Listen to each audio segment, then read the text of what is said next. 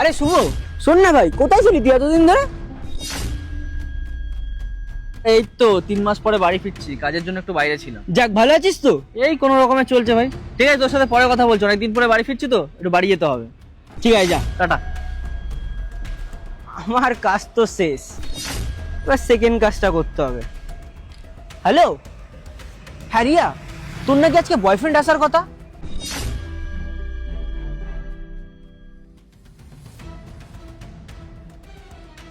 কি রে, তুই কি সব জাতা কথা বলছিলিস? আমার বয়ফ্রেন্ডের নামে এইসব ফালতু কথা একদম বলবি না। আমি ফালতু কথা তোকে কেন বলতে যাবো? আমি তোর ভালো চাই বলেই তো তোর ভালো দিকটা দেখছি নাকি।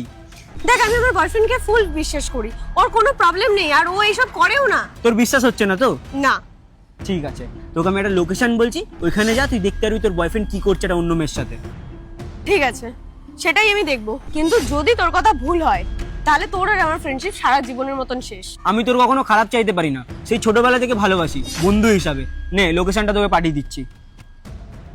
হ্যাঁ, এসে গেছে। যা।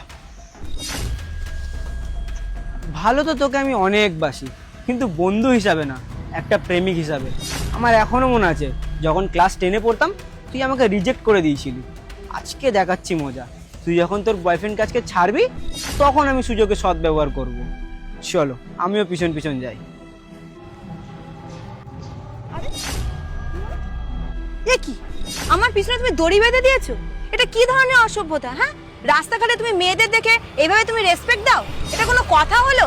আমি রাস্তা দিয়ে হাঁটছি, আমার পিছনে সে টান পড়ছে, এটাই তোমার ভদ্রতা? দেখুন ম্যাডাম, আমি জানি না কিছু। আর এ কি, আমার ব্যাগের পেছনেও তো দড়ি লাগানো। বিশ্বাস করুন ম্যাডাম, আমি জানি না কিছু। কে লাগিয়ে দিয়েছে